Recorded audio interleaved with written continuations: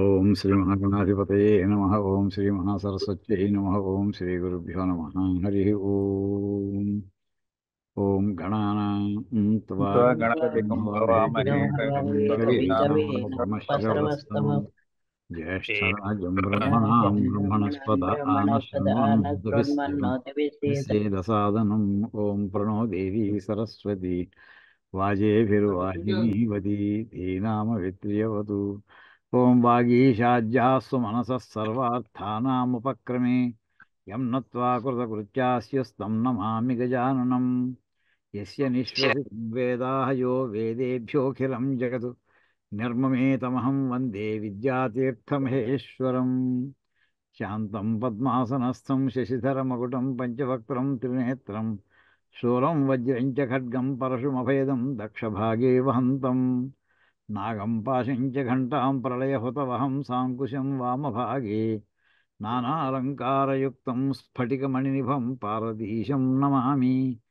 ఓమథాత్మానగం శివాత్మానగం శ్రీరుద్రరూపిణిమేవం ధ్యాయేతు శుద్ధస్ఫటికసంకాశం త్రినేత్రం పంచవక్త్రం దశభుజగం సర్వాభరణభూషితం నీలగ్రీవం శశాంకచిహ్నం నాగయజ్ఞోపవీతినం నాగాభరణభూషితం వ్యాఘ్రచర్మాంబరధరం కమండల్వక్షసోత్రధరం అభయవరకరం శూలహస్తం జ్వలంతం కపిలజటాజూటినం శిఖాముద్యోతధారిణం వృషస్కంధసమారూఢముమాదేహార్ధధారిణం అమృతేనాపృతం హృష్టం దివ్యభోగసమన్వితం దిగ్దేవతాసమాయుక్తం సురాసురనమస్కృతం నిత్యం చ శాశ్వతం శుద్ధం ధ్రువమక్షరమవ్యయం సర్వవ్యాపినమీశానం రుద్రం వై విశ్వరూపిణం. ఏవం ధ్యాత్వా ద్విజः సమ్యక్ తతో యజనమారభేతు. ఓం గురుర్బ్రహ్మా గురుర్విష్ణుః గురుర్దేవో మహేశ్వరः గురుः సాక్షాత్ పరబ్రహ్మ తస్మై శ్రీ గురవే నమః.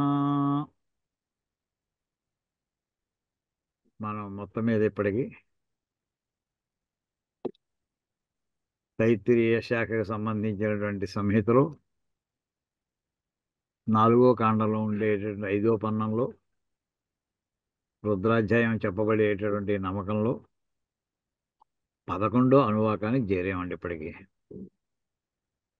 అంటే అంతా కూడా ద్రాపే అంతఃసస్పతే అని అక్కడి నుంచి మనం ప్రారంభించి చెప్పుకున్నదంతా కూడా ఒక ఆర్తితోటి, ఒక ఆర్తనాదంతో చేసినటువంటి ఒక ప్రార్థనలా కనిపిస్తుంది. రక్షించు రక్షించు రక్షించు, పాహిమాం పాహిమాం అన్నట్లు. ఇంకా ఇంతవరకు చెప్పినటువంటి దానికి ఇంకా అందులో అన్నీ కూడా ఆ మంత్రాలన్నీ కూడా మనకి రుక్కులతోటి ఉన్నటువంటి చెప్పుకున్నాం. ఇప్పుడు ఇందులో కొన్ని రుక్కులు ఉంటాయి, కొన్ని యజస్సులు కూడా ఉంటాయట. అవన్నీ ఇక్కడి నుంచి మనకి 11వ అనువాకం అందుకుంటున్నారండి. ఓం సహస్రాణి సహస్రశో ఏ రుద్ర అధిభూమ్యాం తేషాగుం సహస్రయోజనే వధన్వాని తన్మసి.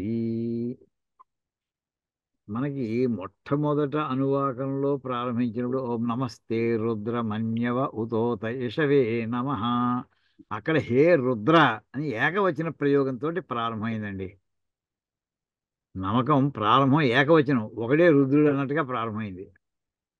కానీ ఇప్పుడు ఇక్కడికి వచ్చేప్పటికి ఒక రుద్రుడు కాదు, ఇద్దరు రుద్రుడు కాదు, 11 మంది కాదు, సహస్రాని సహస్రశోయే రుద్రా, అనంత సంఖ్యాకమైనటువంటి రుద్ర సంఖ్యను ఇక్కడ ఉదహరించడం జరుగుతోందండి. ఎంత కాంట్రాస్ట్ చూడండి. మరి ఈ రెండు కూడా పరస్పరం విరుద్ధంగా లేవా? అక్కడ ఒకటని అన్నారు, ఇక్కడ వేలకు వేలు అంటున్నారు. పరస్పర విరుద్ధం కదా? చివరికి ఎంతమంది, కౌంట్ ఏమిటి అని అంటే దానికి సమన్వయం ఎలాగంటేనండి, ఆ ఒక్క రుద్రుడే ఆయన అనంత కోటి రూపాలని ధరించగలడు. ఇప్పుడు ఈ సమస్తమైనటువంటి సృష్టిలో ఎన్ని జీవరాశులు ఉన్నాయో ఒక్కొక్క జీవరాశి వెరైటీలో మళ్ళీ అని అనంతకోటి సంఖ్యాకమైనటువంటి జీవులు ఉన్నారో ఇన్ని రూపాలు ఎవరయ్యా ఇవన్నీ కూడాను? ఇవన్నీ ఆయనే. ఆయన తత్సృష్ట్వా తదేవాను ప్రావిశతి. ఈ వాక్యం ఎన్ని వేలసార్లు చెప్పుకుంటూ ఉంటామండి. ఆయన నేను ఒక్కడనే ఉన్నాను, అనేకులను అవ్వాలి అని ఆయన సంకల్పించుకున్నాడు అంతే. అనుకునేప్పటి వెంటనే అనంత కోటి సంఖ్యాకమైనటువంటి రూపాలను ధరించి ఆ ప్రతి రూపంలో ఆయన ప్రవేశించి కూర్చున్నాడు. ఆయన చివరికి ఉన్నటువంటివన్నీ కలిపితే ఒకటే. ఇప్పుడు ఎలాంటిదంటే సముద్రంలోంచి నీళ్లు తీసుకుని ఓ 100 వాటర్ బాటిల్స్లో పట్టామనుకోండి. ఈ 100 వాటర్ బాటిల్స్ అది భిన్న భిన్నంగా కనిపిస్తున్నాయి. డిఫరెంట్ కంటైనర్స్ అవి. ఆ కంటైనర్స్లో ఉన్నటువంటివి నీళ్లు ఒకటా కాదా? విడివిడిగా కనిస్తున్నా కానీ ఉన్నటువంటిది ఒకటే వాటర్ అది. ఆ రకమైనటువంటి రూపాలను ఆయన ధరింపజేశాడు ఆయన. ఇది మళ్ళీ భ్రాంతిలో భాగంగా తీసుకోవాలండి. అసలు ఉన్నది ఒకటే, ఏకం సత్. అది అందులో మళ్ళీ ఎప్పుడు మనం మర్చిపో ఆయన అనంత కోటి రూపాలుగా కనిపిస్తూ ఉంటాడు. అది ఇప్పుడు దీని భాష్యంలో వెళదామండి. ఇందులో చెప్పినట్టు ప్రకారం ఈ వాక్యంలో ఉన్నట్టుగానే చెప్పుకుంటూ వస్తారు. సహస్రాని సహస్రశ అంటే వేలకి వేలు అని అర్థం అండి. అంటే మామూలు లెక్కే చూస్తే 1000 ఇంటూ 1000 అంటే 10 లక్షలు అయింది. అంటే 10 లక్షలు అర్థం కాదండి, అనంత కోటి అని అర్థం వస్తుందండి. ఇవన్నీ ఎక్కడున్నారు వీళ్ళు? భూమ్యాం అధి. అధి అనే మాటకి ఉపరి, పైన అని అర్థం ఉందండి. అంచేత భూమే ఉపరి, భూమి కంటే పైన ఉన్నటువంటి వాడు, అంటే భూమిని ఆశ్రయించుకొని నేల లెవెల్లో ఉన్నటువంటి వాడు వీళ్ళు. ఎవరయ్యా? ఏ రుద్రాహ, ఏ రుద్రులైతే భూమిని ఆశ్రయించుకుని భూమి మీద ఉన్నారో, భూమి లోపల కాదు, భూమి పైన ఉన్నారు. ఎంతమంది? సహస్రశ, సహస్ర ప్రకార అంటే వేలాది రకములు, వేలాది రకములుగా. సహస్రాన్ని సహస్ర సంఖ్య అంటే ఒక్కొక్క రకంలో వేలాది మంది, ఒక్కొక్క జాతి. అలాంటి అంతమంది సహస్రాన్ని సహస్ర సంఖ్యాక సంతి, అంతమంది రుద్రులు ఉన్నారు. సహస్రశ ఇది జాతి ఉక్తి. అంటే ఇందులో ఈ 1000 రకములు అంటే ఒక్కొక్కటి ఒక్కొక్క జాతి అయ్యా. ఒక మనుషులు, ఒక ఏనుగు, ఓ సింహం, ఓ పెద్ద పులి, ఓ పాము, ఓ తేలు, ఇలా ఇవన్నీ ఒక జాతివి. అలా ఒక్కొక్క దాంట్లో మళ్ళీ అనంత కోటి సంఖ్యాకమైనటువంటి జీవులు ఉన్నారండి. అలాగా ఇక్కడ సహస్రశ ఇది జాతి ఉక్తి. అందులో సహస్రాన్ని సహస్రశలో ఇదేమో జాతులను గురించి చెప్పేది ఇది. అంటే 1000 టైప్స్ ఇంటూ ఈచ్ 1000 సహస్రాన్ని. ఒక్కొక్క టైప్లో సహస్రం అంటే థౌజండ్స్ అని వేసుకోండి అనుకోండి. సహస్రశ ఇది జాత్యుక్తి. వినాయక, ప్రమథ, శైలాదయ జాతిభేదా తే సర్వేపి రుద్ర విశేషా. ఇప్పుడు ఓ జాతికి ఉదాహరణ ఏమిటి? వినాయకులు, వినాయకుడు కాదండి, వినాయకులు. వ్రాతేభ్యో వ్రాతపతిభ్యశ్చ ఓ నమో నమో, గణేభ్యో గణపతిభ్యశ్చ ఓ నమో నమో, విరూపేభ్యో విశ్వరూపేభ్యశ్చ అని మనం ఆ వ్యాధినేభ్యో అనే అనువాకం చెప్పుకుంటామంట అక్కడ. జస్ట్ మళ్ళీ జ్ఞాపం చేసుకోండి. నమ వ్యాధినీభ్యో వివిధ్యంతిభ్యశ్చ ఓ నమో నమ, ఒగణాభ్యస్తృగం హతిభ్యశ్చ ఓ నమో నమో, వ్రాతేభ్యో వ్రాతపతిభ్యశ్చ. అక్కడ వ్రాతం అంటే గ్రూపులని, అందులో మళ్ళీ వేలాది మంది అక్కడ చెప్పుకున్నామండి. అదే మాట మళ్ళీ ఇక్కడ వస్తుంది మనకి. వినాయకుడు కానీ, వినాయకుడు అంటే ఒక వినాయకుడని కాదండి, ఆయన అసిస్టెంట్ ఎవరెవరైతే విఘ్నాలని కలిగిస్తారో వాళ్ళందరూ వినాయకులు లేటండి. రోడ్డు మీద ఉండొచ్చు, ఇళ్లలో ఉండొచ్చు, చెట్ల మీద ఉండొచ్చు, పుట్టలో ఉండొచ్చు, ఎక్కడైనా సరే విఘ్నం కలిగించే వాళ్ళు వినాయకులు. తర్వాత ప్రమథులు. ఇప్పుడు ప్రమథ గణాలు ఈయన అధిపతి వినాయకుడు. అది ఎంతమంది ప్రమథ? అనంతకోటి సంఖ్యాకమైనటువంటి శివగణాలు ఉన్నాయి. వాళ్ళందరూ ఓ గ్రూప్ అంతా కలిసి ప్రమథ గణాలను పేరు పెట్టారు. అలా ప్రమథులు, వినాయకులు, ప్రమథులు. ఇవాళ శైలాదయ పర్వతాలు, ఓ హిమోత్పర్వతం, ఓ వింధ్య పర్వతం, ఇంకో మలయ పర్వతం, ఇలా ఇవన్నీ ఒక్కొక్కటి ఒక్కొక్క జాతి. ఇలాగా ఈ శైలాదయ జాతి భేదా, ఇవన్నీ కూడా జాతుల్లో రకాలు. తే సర్వేపి రుద్ర విశేష, ఇవన్నీ కూడా రుద్రుని యొక్క అంశంలో భిన్నాలతోటి ఏర్పడినటువంటి వాడు వీడు. పర్వతాలు ఉన్నాయంటే అన్ని హిమాలయ పర్వతం, వింధ్య పర్వతం రెండు ఓ రకం కేటగిరీ పర్వతం, కానీ అది రుద్రాంశ వేరు, దీని రుద్రాంశ వేరు. ప్రతి వస్తువు అంటే ఈ సృష్టిలో ఉన్నటువంటి ప్రతి వస్తువు రుద్రాంశంతో ఏర్పడినటువంటి వాళ్ళే. అది ఆ మాట ఇక్కడ చెప్పడం అండి. అంటే సహస్రాన్ని సహస్రశ రుద్ర అంటే ఈ విశ్వం అంతా కూడా రుద్రాంశాలతోటి నిండిపోయి ఉన్నది. ఎక్కడున్నారు వీళ్ళు? అది భూమి పైన ఉన్నారయ్యా అని చెప్పి, తత్రాపి ఏకస్యాం జాతౌ, అందులో కూడా అంటే ఇన్ని వేల జాతులు ఉన్నాయి, ఈ జాతుల్లో కూడా ఏకస్యాం జాతౌ ఒక జాతి యందు బహుభిః సహస్రైః సంఖ్యాతాః మూర్తి విశేషాః, ఒక్కొక్క దాంట్లో మళ్ళీ వేలాది రకాలు ఉన్నాయి, వేలాది మంది జనం ఉన్నారు. పాపులేషన్ అనమాట. స్టాటిస్టిక్స్ చెప్పిన పాపులేషన్ అంటారు వాళ్ళు, శాంపుల్ సైజు. అలాగా ఒక్కొక్క జాతిలోనూ వేలాది మంది సహస్ర సంఖ్యాత. వీళ్ళ మూర్తి విశేష, ఒక రకమైనటువంటి ఆకారం ఉన్నటువంటి వాడు ఇంకోడు లేడు. ఎవరి మటుకు వాడిదే ఓ యునీక్ ఆకారం ఒక్కొక్క జాతిలో. అలా అనంతకోటి సంఖ్యాకమైనటువంటి మూర్తులు ఉన్నాయి. అవి చెప్తున్నానండి. సహస్రై సంఖ్యాతా మూర్తి విశేషా, ఎవడి ఆకారం వాడిది. తే తేషాం సర్వేషాం, వీళ్ళందరూ ఇప్పుడు చివరి ఏంటి చెప్పదలుతున్నాడు ఈయన? తేషాగుం సహస్రయోజనే వధన్వాని తన్మసి. చెప్పావు బాగానే ఉంది. 10 కోట్ల మంది 10 లక్షల మంది ఏదో కొంతమంది రుద్రులు ఉన్నారు. ఇప్పుడు ఏమిటంటే చెప్పదలుతున్న విషయం ఏమిటి? వాళ్ళందరి యొక్క ప్రతి వాడి యొక్క చేతిలో ధనుస్సులు ఉన్నాయి. ఎవడైనా మన వాయించేసి పట్టుకుని.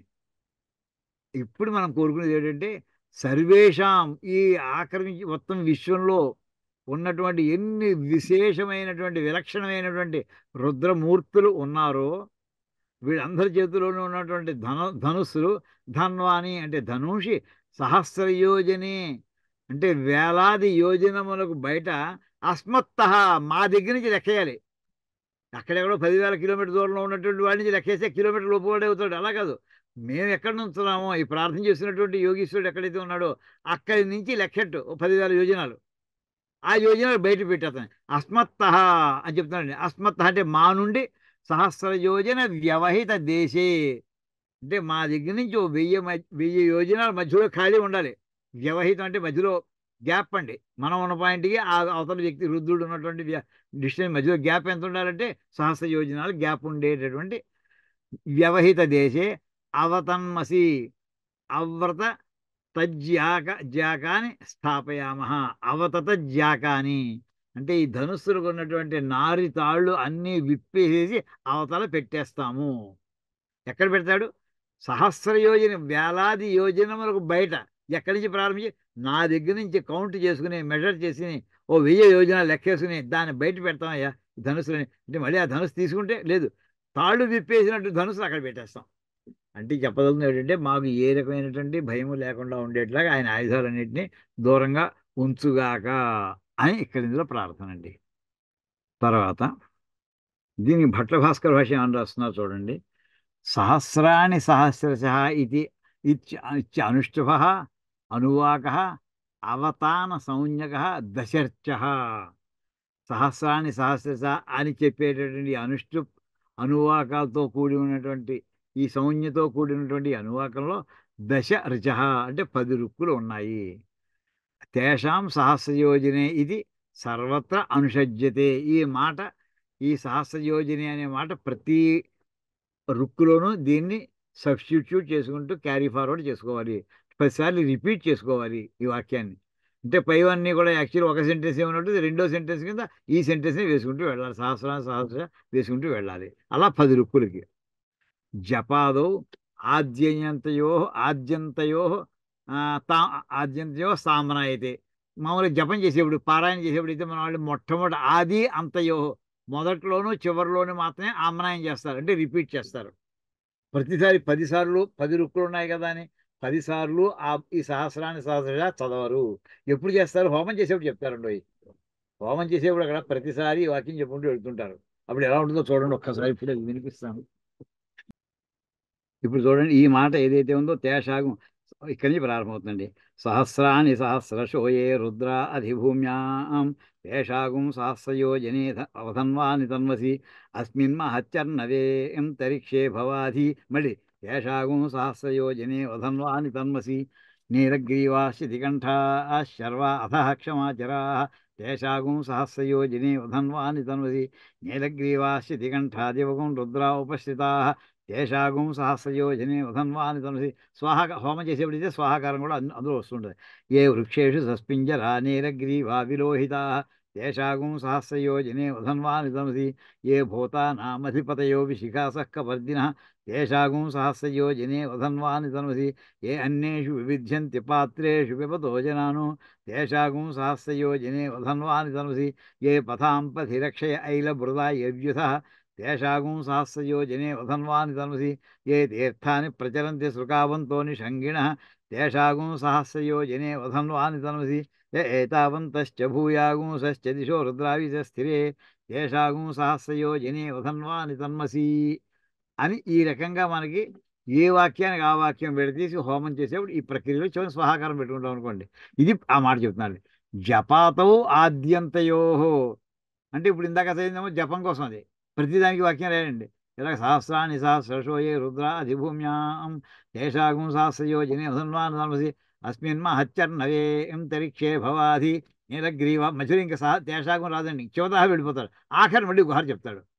అది ఇక్కడ చెప్పేది. జపాదవు జపము మొదలైనటువంటి వాటిలో ఆద్యంతయోస్తు ఆమ్నాయతే, మొదటిసారి ఆఖరిసారి ఆ ఆ మంత్రంలోనే ఆమ్నాయం అవుతుంది. ఆమ్నాయం అంటే రిపీట్ అవుతుంది. నమో రుద్రేభ్య ఇత్యాది ఇవి కాకుండా 10 రుక్కులు కాకుండా ఇంకా ఏమున్నాయి ఈ 11 అనువాకంలో? నమో రుద్రేభ్య ఇత్యాది త్రీణి యజుంషి, 3 యజుస్సులు కూడా ఉన్నాయి. 10 ఏమో రుక్కులు, 3 యజుస్సులు కలిసి మొత్తం 11 అనువాకం అవుతుంది. అత్రాహు అని చెప్పి ఇక్కడ బ్రహ్మణా ప్రార్థితేన దేవేన సృష్టా దేవతుల్యా రుద్రా సర్వేషాం స్థావర జంగమానాం రక్షణ పోషణ ఉపసంహారాది కుర్వాణా కర్మానురూపం ఫలం ప్రాపయంత సర్వత్ర బ్రహ్మాండే నానారూపా వాయుభూతా రశ్మి మనుష్యాదిరూపా అధివసంతి ఇదానీం ప్రసాద్యంతే అని ఇక్కడికి. అత్ర అంటే ఈ సందర్భంలో అత్ర ఆహు, ఈ సందర్భంలో ఇలా అంటారు పెద్దలు. బ్రహ్మణ ప్రార్థితేన దేవేన, బ్రహ్మగారు నా వీళ్ళు అందరూ ప్రార్థించారట. అప్పుడు ఆయన ఏం చేశాడంటే ఆయన సృష్టించాడు. ఎవరిని సృష్టించాడు ఆయన?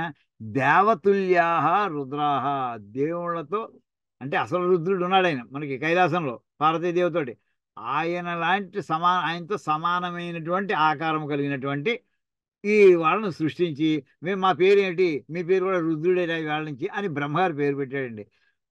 ప్రార్థితేన దేవేన బ్రహ్మణ, ప్రార్థించబడినటువంటి దేవుడైనటువంటి బ్రహ్మగారి చేత సృష్టించబడినటువంటి వాళ్ళు.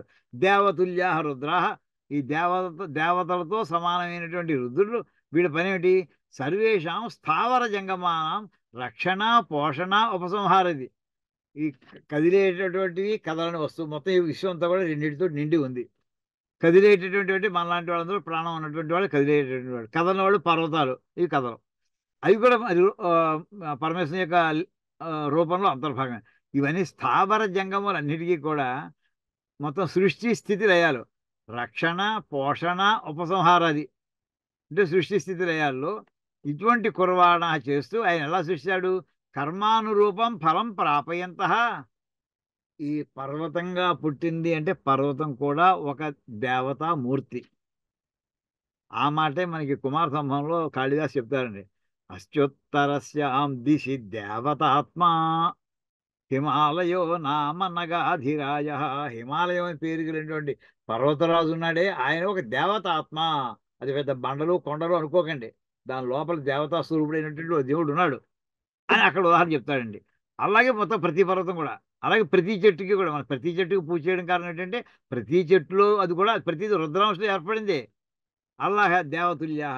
ఇవన్నీ కూడా ఎలా పుట్టారు అంటే వాళ్ళు పూర్వజన్మలో చేసినటువంటి ఏవో పాపమో పుణ్యమో దాని యొక్క విశేషం చేత కదలకుండా ఉండేటంటే జన్మ నీకు వచ్చుగాక. ఏవో మహర్షి చెప్పించాడు అనుకోండి, వాడు చెట్టు పుట్టచ్చు. నువ్వు పుట్టుగాక ఓ జంతువుగా, నీటి జంతువుగా పుట్టుగాక ఓ తావేలై పుట్టచ్చు, లేదా మొసలై పుట్టచ్చు. అది పూర్వజన్మలో చేసినటువంటి పాపం వల్ల. పుణ్యం ఏమిటంటే రుద్ర రూపంలో మళ్ళీ పరమేశ్వరుని యొక్క భావనతోటి ఉంటూ ఉండడం. అలాగా కర్మానురూపం ఫలం ప్రాపయంత, కర్మకి అనుగుణమైనటువంటి ఫలాన్ని పొందింప చేస్తూ ఎవరు చేశారు ఈ మాట? ఈ పని బ్రహ్మగారు చేశారు. అలాంటి సృష్టి చేసేట ఆయన. సర్వత్రా బ్రహ్మాండే నానా రూప. ఏ రకంగా సృష్టించాడైనా బ్రహ్మాండంలో నానా రూప, అనేకమైనటువంటి రూపములు కలిగినటువంటి వాయుభూతా, వాయువు రూపంలో ఉంటాడు ఆయన. రశ్మి కిరణాల రూపంలో ఉంటాడు. మనుష్యాది రూప, మనుష్యుల యొక్క రూపాల్లో ఉంటాడు. ప్రపంచంలో ఉన్నట్టు మనుషులందరూ ఓ రంగులో ఉంటారా, ఒక హైట్లో ఉంటారా, ఉంటారా, ఒక తెలివితేటలతో ఉంటారా? ఉండరు. అలాగా రశ్మి అంటే కిరణాలు, మన అన్ని రకాల కిరణాలు ఒకటే అనుకుంటాం, కాదండి. ఒక కిరణం వలె రెండో కిరణం ఉండదు. అంటే సృష్టి రహస్యం అంతేది. రశ్మి మనుష్యాది రూపాహ, ఇవన్నీ కూడా రకరకాల రూపాలు, ఒక్కొక్క జాతిలో మళ్ళీ అవాంతర భేదాలు. ఇవన్నీ కూడా రూప అధివసంతి ఇదాని. వాళ్ళందరూ ఎవరైతే సృష్టించడం జరిగిందో వాళ్ళ అంటే తే ఇదాని ప్రసాద్యంతే, వాళ్ళందరినీ కాస్త మనం సంతోష పెట్టవలసి ఉన్నది. వాళ్ళందరినీ కూడా. అన్యేత్వాహు, కొంతమంది అన్నారట, దేవోయం అనుగ్రాహ్యవశేన శతధా సహస్రధా శతసహస్రధా ఆత్మానం విభజ్య ప్రత్యేకం అభిమత ప్రధానాధికం అనుగ్రహం కరోతి. కొంతమంది అన్నారు ఇది బాగానే ఉంది అని నువ్వు చెప్పింది ఇదొక నీ భావన. అంటే ఇన్ని రకాల రూపాలతోటి రుద్రాంశలతోటి మనుషుల్ని పరమేశ్వరుడు సృష్టించాడు. మనుషుల్ని, జంతువుల్ని, పావుల్ని, పుట్టల్ని అన్నింటినీ కూడా. ఇవన్నీ జాతులకి చెప్పారు. కొంతమంది ఏమన్నారంటేట దేవహ అయం, ఈ దేవుడు తర్వాత అనుగ్రాహ్య వశేన, తాను అనుగ్రహించవలసినటువంటి వాళ్ళలో తేడాలు ఉన్నాయి. ఆ తేడాకి అనుగుణంగా, అంటే ఒకడు బాగా ఎక్కువ శ్రమ పడ్డాడు, భక్తితోటి ఉన్నాడు, జన్మ జన్మ నుంచి వెయిట్ చేస్తున్నాడు, వాడు ఒక మనిషి ఈ లోకంలో ఇప్పుడు ఉన్నాడు. ఇంకోటి ఉన్నాడు, వాడికంటే కొంచెం తక్కువ భక్తి, ఇంకొంచెం తక్కువ భక్తి, ఇంకా తక్కువ భక్తి. ఇలాగ ఎవరో ఏ కేటగిరీలో పడతారో వాళ్ళందరినీ ఇక్కడ పట్టుకొచ్చి పెట్టేయడం వలన, జీవులందరూ పెట్టేయడంతో వాళ్ళ అకౌంట్ షీట్స్ ఎదురుకుండా, స్ప్రెడ్ షీట్లలో ఎదురుకుండా కనిపిస్తున్నాయండి. దానికి అనుగుణంగా ఆయన అనుగ్రాహ్యము, ఆ రకంగా వాళ్ళ యొక్క పుణ్యపాపాల యొక్క అకౌంట్ని బట్టి ఆయన వాళ్ళని అనుగ్రహిస్తున్నట్టండి. అనుగ్రాహ్యవశేన ఎలాగా? శతధ, సహస్రధ, వందల రూపంలో, వేల రూపంలో, లక్షల రూపంలో, శతసహస్రధ. ఎవరయ్యా వీళ్ళంతా ఎక్కడి నుంచి వచ్చారు వీళ్ళు? ఆత్మానం విభజ్య, తనని తాను విభజించుకుని, తను విభజించుకుని ఇంతమంది చేశారండి. ఇప్పుడు ఆయన బరువు తగ్గుతుందా తగ్గదా? తగ్గదుటండి. అది విశేషం. ఆయనలోంచి అనంతకోటి బ్రహ్మాండాలు బయటికి వచ్చిన తర్వాత కూడా ఆయన మామూలుగా ఏ రకమైనటువంటి పరిస్థితుల్లోనూ కూడా శాపాలు ఇలాంటివి లేనప్పుడు మనలాంటి వాళ్ళకి ఆయన బరువు, ఆయన సృష్టి చేసే ముందు ఎంత బరువు ఉన్నాడో సృష్టి చేసిన తర్వాత కూడా అంతే బరువుటండి. అంటే ఏమన్నమాట, ఆయనలో బ్రహ్మాండాలు బయటకు వచ్చినా ఆయనలో తరుగుదల లేదు. అదే రకంగా ప్రళయకాలంలో ఇన్ని బ్రహ్మాండాలని ఆయన గర్భంలోకి లాగేసుకుంటాడు ఆయన. 14 భువనంబులు కుదురుగా నీ కుక్షి నిలిపిన కృష్ణ శతకాల పద్యం అండి. అంతమందిని పెట్టుకుంటా ఈ ఆయన బొజ్జలోకి ఆయన వేసే ముందు ఎంత బరువు ఉంటాడో వేసిన తర్వాత కూడా అంతే బరువు ఉంటాడండి. ఇది మనకి భాస్కరాచార్య లీలావతి గణితంలో రాసేటటువంటి ఒక శ్లోకం, గొప్ప శ్లోకం అది. అలాగా ఇక్కడ ఇంతమంది ఏమైనా దేవ అయం, ఈయన అనుగ్రాహ్యవశేన, ఎవరెవరికి ఎంతంత అనుగ్రహాన్ని ఇవ్వాలో ఆ లెక్కతోటి శతధ, వందల రూపంలో, సహస్రధ, వేల రూపంలో, శతసహస్రధ, లక్షల రూపంలో, ఆత్మానం విభజ్య, తననే విభజించుకొని ప్రత్యేకం దర్శనాభిమత ప్రధానాధికం అనుగ్రహం కరోతి. వాళ్ళకి ఎంతంత పుణ్యపాపాలనే ఆ రకంగా వాళ్ళ అనుగ్రహాన్ని చేస్తూ ఉంటాడు ఆయన. తేచ తథా విభక్తా అనాదౌ సంసారే అసంఖ్యాత అనుగ్రహాయ జగత ప్రవర్తంతే. ఇలాగా ఆయన చేత విభజించబడి, అది మొట్టమొదటి కాలంలో, ప్రారంభంలో, అనాది కాలంలో, అక్కడ సంసారే అసంఖ్యాత, ఎంతమంది వేలకి వేల మంది ఆయన అనుగ్రహం కోసం నిరీక్షిస్తున్నారో వాళ్ళందరినీ కూడా వాళ్ళు అనుగ్రహిస్తూ ఆ రకంగా జగత్తులన్నింటి కూడా పరిపాలన చేస్తూ ఉంటాడు ఆయన. తాన్ అధికృత్య ఏతే మంత్రా, ఇప్పుడు చెప్పే మంత్రాలు కూడా వాళ్ళని ఉద్దేశించి, దీపం మీద సృష్టి రాస్తున్నావా? అది అమ్మా, రెడీగా వాళ్ళని ఉద్దేశించి చెప్పేటటువంటి మాటలు అవి. అంటే ఆ అనాది కాలంలో, సృష్టి ప్రారంభ కాలంలో ఎవరెవరైతే రుద్రరూప అంశాలతోటి ఉద్భవించారో వాళ్ళని ఉద్దేశించి, అప్పటికే గర్భస్థ జీవులు, ఆయన పరమేశ్వర యొక్క గర్భస్థ జీవులతో బయటికి రాబోతున్నారు. వాళ్ళు వచ్చే సమయం వీళ్ళు రెడీగా ఉండాలి. అదిటండి. తేచ తథా విభక్త అనాదౌ సంసారే అసంఖ్యాత అనుగ్రహాయ జగత ప్రవర్తంతే. అలాగా ఆయన చేత విడుదల చేయబడి రుద్ర రూపాల్లో ఉన్నటువంటి వాళ్ళందరూ కూడా ఈ జగత్తుల్ని వాళ్ళు పరిపాలిస్తూ ఉంటారు. తాను అధికృత్య వాళ్ళని ఉద్దేశించి ఈ మంత్రాలను కూడా చెప్పడం జరిగింది అని కొంతమంది. ఇది రెండో రకమైనటువంటి అన్వయం అండి వాక్యానికి. అన్యేత్వాహు, ఇంకా కొంతమంది ఇంకో రకమైన అర్థం చెప్పారయ్యా. సంహర్తు దేవస్య క్రోధ ఆత్మ విస్ఫులింగా ప్రాణిన అభిమన్యమానా సర్వేషు లోకేషు సంచరంతి తేషాం ఇయం ప్రసాదన. ఈ ప్రళయకాలంలో అందరినీ లయం చేద్దామని బయలుదేరుతున్నాడు ఆయన. ఆయన అనుకుంటే చాలు అసలు. అంటే దేవస్య సంహర్తు దేవస్య, సంహరించడానికి సిద్ధంగా కూర్చున్నటువంటి దేవుడైనటువంటి శివుడికి, అంటే ప్రళయకాల రుద్రుడికి. అది ఎలాగా? ఆయన కోపంతో ఆయనలోంచి నిప్పు నెరుసులు, మామూలుగా నిప్పు కొలిమిలోంచి బయటకు వచ్చినట్టుగా నిప్పులు బయటకు వస్తున్నాయి, నిప్పులు చెలరేగిపోతున్నాయిట. క్రోధ ఆత్మ విస్ఫులింగా, ఆయన క్రోధం అనేటటువంటిది ఆ శరీరం అంతా కూడా క్రోధంతో నిండిపోయి ఉంటే అందులోంచి అగ్నిహోత్రం నుంచి ఎలాగైతే నెరుసులు బయటకు వస్తాయో ఈయన శరీరం నుంచి ఆ నిప్పు నెరసుల వంటి క్రోధాగ్నులు బయటకు వస్తున్నాయిటండి. దీంతో అవి ఏమంటే ప్రాణిన అభిమన్యమాన జీవులందరినీ కూడా వాటిని నాశింపజేయడం ప్రారంభించాయి. అవి ఈ రుద్రులందరూ కూడా, అంటే ఎవరి ద్వారా? రుద్రుల ద్వారా జరుగుతుంది సంహార కార్యం అంతా కూడా. వీళ్ళు ఏం చేస్తారంటే సర్వేషు లోకేషు సంచరంతి, వాడు అన్ని లోకాల్లో తిరుగుతాడు. ఎక్కడెక్కడ ఇంకా వాయించవలసిన వాడు ఎవడున్నాడు, ఎవడు మిగిలిపోయాడు పట్టుకోండి అని చెప్పి వాళ్ళందరినీ వెతుక్కుంటూ అన్ని లోకాల్లో తిరుగుతూ ఉంటారు ఈ రుద్రాంశ సంభూతులు.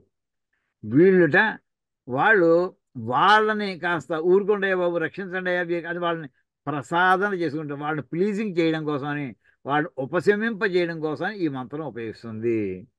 తేషాం ఇయం ప్రసాదన, వాళ్ళకి మనం పెట్టి మహానైవేద్యం ఏంటంటే ఇది. ఈ మంత్రం పారాయణ చేసేసారు వాళ్ళు శాంతిస్తారు. అంటే ఏంటంటే రుద్ర సదృశా గణేశ్వరా రుద్రా ఇది అపరే. కొంతమంది ఏమన్నారంటే రుద్రుడితో పోల్చదగినటువంటి వాళ్ళు, ఏదో తొండ ముక్కు, మనం ఏదో ఒక విఘ్నేశ్వరుడు చూసాం, పరమాత్మగా చూస్తే ఆయనే మొత్తం అన్ని అనుకుంటే అలాంటి ఏనుగులు ముఖం కలిగిన కొన్ని వేల మంది, లక్షల మంది ఉండాలి. ఆయన రుద్రుడు అనుకుంటే ఆయన లాంటి వాళ్ళు కొన్ని వేల మంది ఉండాలి. వీళ్ళంతా దగ్గర రుద్రుడైనా, అసలు రుద్రుడైనా ఒక్కొక్కడు కూడా లేక రుద్రాంశ అంటే వీళ్ళంతా రుద్ర అంశాలతో వచ్చినటువంటి వాళ్ళు. ఏ ఇద్దరు రుద్రుడు కూడా ఒక రకంగా ఉండరు వీళ్ళు. అటువంటిది ఇక్కడ ఆ మాట చెప్తున్నాడు. రుద్ర సదృశా, రుద్రుని వలె పోలికలతో ఉన్నారు, రుద్రుని యొక్క పోలికలతో ఉన్నారు. వీళ్ళంతా ఎవరయ్యా? గణేశ్వర, ఒక్కొక్క గ్రూప్ లీడర్స్ వీళ్ళు. వీళ్ళందరూ కూడా రుద్ర అని ఇది అపరే. కొంతమంది ఇలా కూడా అర్థం చెప్తుంటారు. అంటే సహస్రాంశ, వేలకి వేలంటే ఎవరయ్యా అంటే రకరకాల జాతులు. అల్టిమేట్ సమ్మరీ ఏమిటంటే రకరకాల ఈ జీవ సృష్టిలో రకరకాల జాతులు ఉన్నాయి. ఒక్కొక్క జాతిలోనూ కోట్లాది మంది ఒక్కొక్క జాతిగా ఉన్నారు. మొత్తం ఎంత అంటే ఎన్ని గ్రూపులు అయితే ఉన్నాయో అన్ని గ్రూపులకి కూడా ఆ గ్రూపులో ఉన్న సంఖ్యతో గుణించుకోండి. అది మొత్తాన్ని కలిపితే టోటల్గా మొత్తం ఉండేటటువంటి ఎంతమంది రుద్రుల సంఖ్య తేలుతుంది. వాళ్ళందరినీ కూడా అయ్యా మమ్మల్ని అనుగ్రహించు, మేము చేసిన పాపాలకి అనుగుణంగా మీరు మా మీద శిక్ష చేయడం మీకు కరెక్ట్ పని, కానీ మేము తట్టుకోలేమయ్యా, అనుగ్రహించండి అని చెప్పి ఈ మాటని వాడుకోవాలండి, ఈ మంత్రాన్ని. అది ఇక్కడ చెప్పింది. తర్వాత ఇందులో తత్ర ఆదో చతుర్నాం మంత్రానం దుర్వాస ఋషి. దుర్వాస మహర్షి అండి మంత్రద్రష్ట, మొదటి 4 మంత్రాలకి కూడా. శేషానాం దేవల ఋషి, మిగిలిపోయినటువంటి మంత్రాలు దేవలుడు అనేటటువంటి ఋషి. అనుష్ఠుప్ ఛందస్సు సర్వేషాం హృదయేవ దేవత, అందరికీ రుద్రుడే దేవత అని అక్కడే ముందు చెప్పి తత్ర ప్రథమ సహస్రాని సహస్రశ ఇది.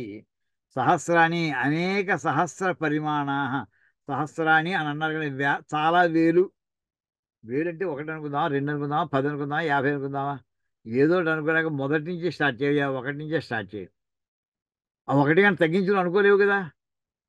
బస్తా లెక్కేసినాడు ఒకటో బస్తా, రెండో బస్తా, అలాగా ఇవన్నీ కూడా విడివిడిగా అనేక సహస్ర పరిమాణ సహస్రశం సహస్రభూత అవస్థితా అని ఈ రకంగా ఇక్కడ వేలాది అనంతమైనటువంటి సంఖ్యల రూపంలో పరిణమించి ఉన్నారు వీళ్ళు. సంఖ్యైక ఇదంతా వ్యాకరణం అనుకోండి. తర్వాత అనేక సహస్రాత్మాన సంతః ఏ రుద్రాః అధిభూమ్యాం భూమిరుపరి వర్తంతే. వీళ్ళు వేలాది మంది భూమిని ఆశ్రయించుకుని ఉన్నారు వీళ్ళందరూ కూడా రుద్ర రూపంతో. అని తర్వాత వ్యాకరణ విశేషాలు అనుకోండి ఇవి. తర్వాత కర్మానురూపం ప్రాణినః నిగృహ్ణంతః అనుగృహ్ణంతశ్చ ఏ పృథివ్యాం ఈశ్రితుత్వేన వర్తంతే తేషాం ధన్వాని ధనుషి అవతన్మాసి, అంటే అవతన్మః అవతత జ్యాని కుర్మః. అంటే ఏంటంటే ఇక్కడ ఎప్పుడైతే ఒక రుద్రమూర్తిని మన కంటికి కనిపిస్తే అయ్యా నీ ధనుస్సుని కాస్త తాడు విప్పేసేసి దూరంగా పెట్టేవయ్యా, అలా 100 మంది వచ్చారు యొక్క గ్రూప్ లో 100 మంది, అయ్యా ఈ సమూహం అంతా కూడా మేము ప్రార్థిస్తున్నాం, మీ ధనుస్సు యొక్క వింటి నారులను విడతీసి దూరంగా పెట్టేసేయండి అని ప్రార్థన చేసుకోవడంటారు. అలాగా కర్మానురూపం ప్రాణిన నిగృహ్ణంత, ఎవరి కర్మను బట్టి ఆ ప్రాణుల్ని వాళ్ళని నిగృహ్ణం చేయడం అంటే కూడా నిగ్రహించడం. ఆ నిగ్రహించడం చేసేటటువంటి వాడు అనుగృహ్ణంత, వాళ్ళు అనుగ్రహించాలనుకునేటటువంటి ఏ పృథివ్యాం, ఏ భూమి మీద అయితే ఈశ్వరుత్వేన వర్తంతే, వీళ్ళు వీళ్ళు నాయకులు అంటే దీనికి రుద్రుడు. ఈ రుద్ర రూపంలో సంచరిస్తూ ఉండేవాళ్ళందరూ కూడా ఒకడే. తేషాం ధన్వాని, అంటే వీళ్ళందరూ కూడా పృథివీ సప్తమి అయిపోయింది కర్మాణ రూపం. పృథివ్యాం ఈశ్వరితత్వేన వర్తంతే తేషాం ధన్వాని, అంటే ఈ భూమిని ఆశ్రయించుకుని భూమి లోపల ఉండేటటువంటి ఈ 10 మంత్రాల దేవతలు ఎవరెవరైతే ఉన్నారో వాళ్ళందరూ కూడా ఇక్కడ వాళ్ళందరి ధనుషి అవతన్మసి, అంటే సహస్ర అవతన్మహ అంటే తాళ్ళు విప్పేసి ఉంచెదముగాక. అవతత జ్యాని కుర్మః అంటే జ్యా అంటే ధనుసు కట్టిన వింటినారు, ఆ వింటినారులన్నీ కూడా విప్పేసి ఉంచుదుము గాక. ఇప్పుడు ఏం చేస్తారట అయితే ఇక్కడి నుంచి చేస్తారు ఇలాగే మనకి కిందసారి వచ్చిందండి. స్తుతిభి నమస్కారై హవిర్భిశ్చ ప్రసాదయామ తాన్ యథా ధనుషి అవదత్య శాంతా భవంతి ఇది భావ. వాళ్ళు ఎలా చేస్తే వాళ్ళు అనుగ్రహంతో వాళ్ళ ధనుస్సులు తాళ్ళు విప్పేసిన మనకి ఏమి ఇబ్బంది పెట్టరు, అభ్యంతరం చెప్పరు.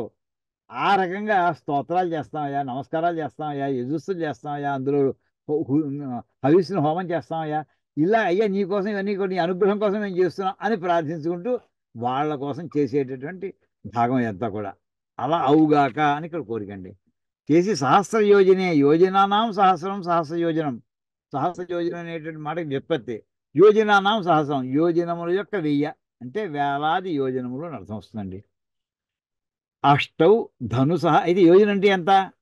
ఇక్కడ మామూలుగా సహస్ర యోజన అంటే యోజన అంటే ఇగో చెప్పారు, యోజనానం సహస్ర 1000 యోజనములు సహస్ర యోజనం అన్నారు. ఇప్పుడు యోజన అంటే ఎంత? దాన్ని లెక్క చెప్తున్నారండి. ఎలాగంటే అష్టౌ ధను సహస్రాని యోజనం. బాగా సాగదీస్తే ఎంత దూరం సాగుతుందో, అన్ని ధనుస్సులో కంటే కూడా ఎక్కువ సాగుతుందో, ఆ ధనుస్సు యొక్క పొడుగు ఏదైతే ఉందో, ఆ కర్ర పొడుగు ఏదైతే ఉందో అది ధనుస్సుగా తీసుకోవాలి. ఇంకేదంటే దగ్గరగా కొంచెం సాగింది అనుకోండి, బాణం కొంచెం అవుతుంది, ఎక్కువ దూరం అయితే దానికి కైనెటిక్ ఎనర్జీ ఎక్కువ అందులో ఇన్సర్ట్ అవుతుంది మీకు.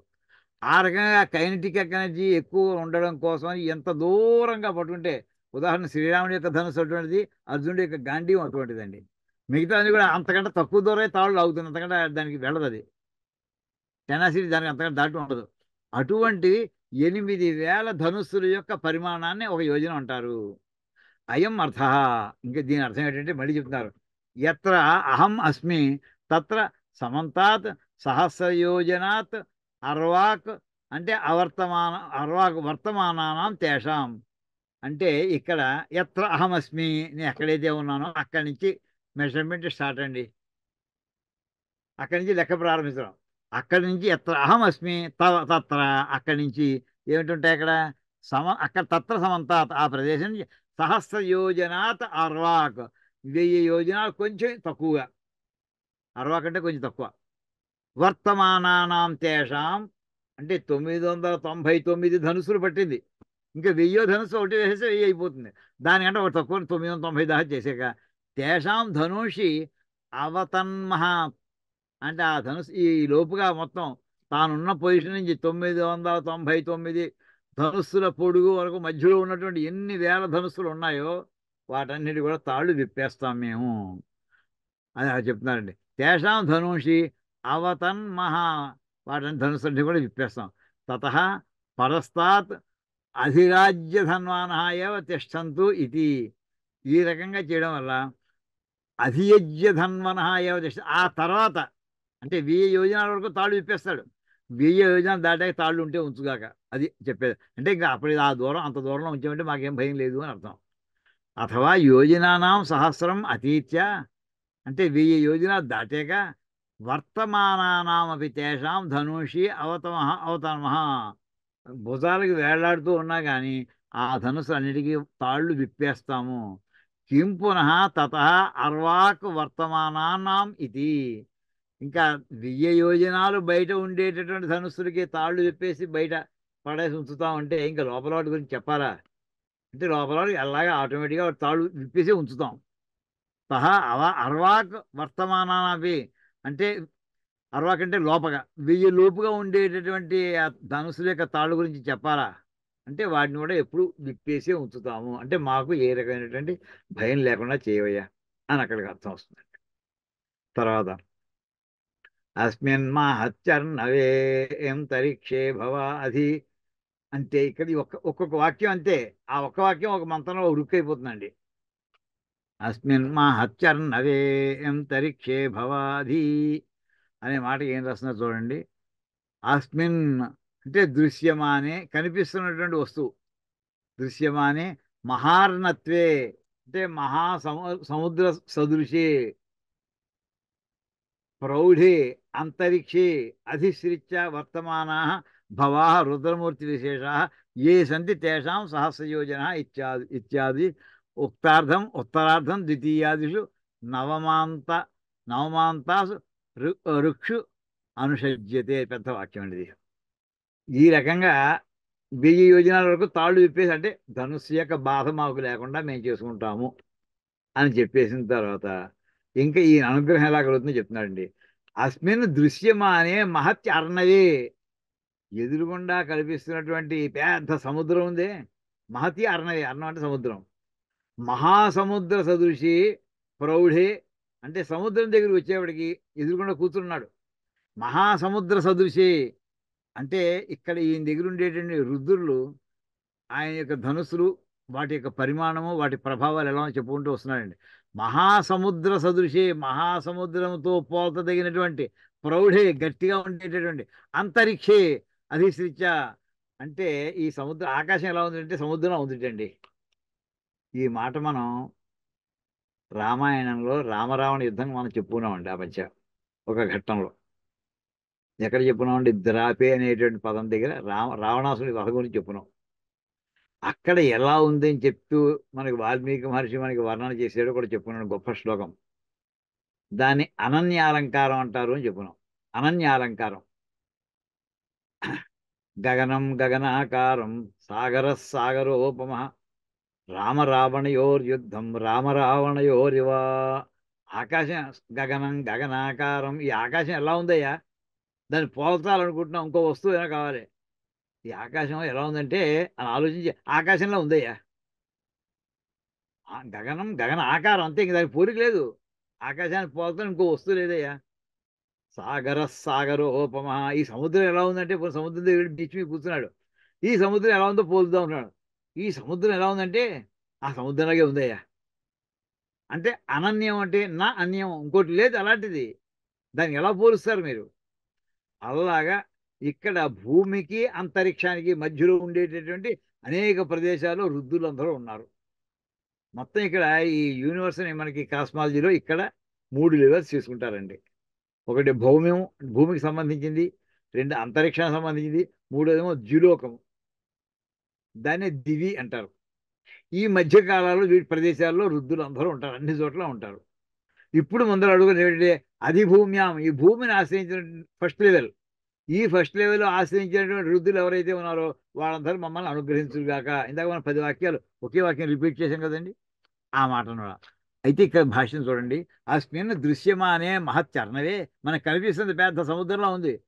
మహాసముద్ర సదృశే, ఆ మాట భాష్యకారు రాసేశారు. మహాసముద్రంతో పోల్చడానికి వీలైనటువంటి ప్రౌఢే అంటే చాలా పెద్దది, అంతరిక్షే అధిశ్రిత్య ఈ అంతరిక్షంలో ఉంది. అంటే ఇంతవరకు వేసినటువంటి విశేషణాలు ఎవరు వంటివి? అంతరిక్షం గురించి. అంటే ఈ సముద్రం కంట సముద్రంతో పోల్చడానికి వీలుగా ఉంది ఈ అంతరిక్షం. అలా అంతరిక్షం అంటే మాట అర్థం తర్వాత వస్తుందండి. అంతరిక్షం అంటే మధ్యలో ఉండే ప్రదేశం, భూమికి ఆకాశానికి మధ్య, ఆకాశం అంటే ఎక్కడో కాదు, భూమికి ద్యులోకానికి మధ్యలో ఉండే ప్రదేశాన్ని అంతరిక్ష లోకం అని అంటారు. ఇప్పుడు ఆ అంతరిక్షే అధిశ్రిత్య, ఈ అంతరిక్షంలో భూమికి అంతరిక్షం మధ్యలో లెవెల్ ఉందనుకోండి, ఈ రెండింటి మధ్యలో ఒక లెవెల్లో ఉండేటటువంటి అక్కడ వర్తమానా భవా రుద్రమూర్తి విశేష ఏ సంతి, భూమికి మధ్యలో ఉండేట నెక్స్ట్ లెవెల్ అంతరిక్షానికి ఈ మధ్యలో ఉండేటటువంటి ఎవరైతే ఆయన యొక్క పరమశివుని యొక్క ఆజ్ఞను నిర్వర్తిస్తూ ఉండినటువంటి రుద్రగణాలు ఎవరైతే ఉన్నారో తేషాం సహస్రయోజనే ఇత్యాది ఉత్తరార్థం ద్వితీయాదిషు నవమాంతాసు అక్షు అనుసజ్యతే. ఇప్పుడు ఇక్కడ చెప్పినటువంటి ఈ రకంగా ఏ సంతి తేషాం ద్వితీయాదిషు, రెండో వాక్యం ఏదైతే చెప్పి ఉందో అంటే మనకి ఇందాక ఇది రెండో వాక్యం. ఇది మొట్టమొదటి సహస్రాన్ని సహస్రశోయే రుద్ర అధిభూమ్యాం కేశాగం సహస్రయోజనే వదన్వానసి అస్మిన్ మహత్యర్ణవే అంతరిక్షే భవాది. పైన హెడ్డింగ్ కూడా చూడండి, ద్వితీయాం రుచం ఆహా, రెండో రుక్కుని చెబుతున్నాడు అని చెప్పి హెడ్డింగ్ పెట్టాడు. ప్రతి మంత్రాన్ని ఒక్కొక్క రుక్కి నెంబర్ ఇచ్చేస్తున్నాడు ఆయన. అలాంటిది ఇక్కడ నవమాంతాసు 9 రుక్కుల వరకు కూడా రుక్షు అనుసజ్యతే ఈ మాట కాపీ కంటిన్యూ అవుతుంది. కాపీ అండ్ పేస్ట్ కంటిన్యూ అవుతుంది 9 టైమ్స్. తదనుషంగ ద్యోతనాయైవ దశమ్యాం రుచి పునఃపఠితం. ఈ అంతర్గతంగా వచ్చేటటువంటి ఇవన్నీ కూడా కలిపి వస్తున్నటువంటి వాడిని తదనుషంగ ద్యోతన ఏవ వెనకాల అంటిపెట్టుకు వస్తున్నాయనే విషయాన్ని తెలియజేయడం కోసమే 10 అనువాకాలు మళ్ళీ విడిగా ఇంకోసారి మొత్తం ఫుల్ సెంటెన్స్ చెప్పేశారయ్యా. మధ్యలో చెప్పక్కర్లేదు. మధ్యలో కొన్ని అంటే ఆ చివరిని చెప్పారు, ఈ చివరిని చెప్పారు, మధ్యలో చెప్పలేదు. దాన్ని ఏమన్నా అంటే పటకార న్యాయం అని చెప్పారు. ఓ గిన్నెని పట్టుకోవాలంటే మన పటకారతోటి ఎలా అయితే పట్టుకుంటే దాని ఆ దాంతో గిన్నెలు వేస్తుంది. అంటే అవతల పక్కన అది పట్టుకుంది, ఈ అవతల పక్కన. అలాగే నిప్పు కణిక పట్టుకోవాలి, లేదా చెక్కబేడి పట్టుకోవాలని ఆ చివరిని ఈ చివరిలో ఒక పక్కంతా నిప్పు ఉంది. మధ్య భాగాన్ని మనం పట్టుకోగలేదు. పటకాలు పట్టుకుంటే ఆటోమేటిక్ వస్తువులు వేస్తుంది. దాన్ని సందంశం న్యాయం అంటారు. సందంశం అంటే పటకారం అర్థం అండి.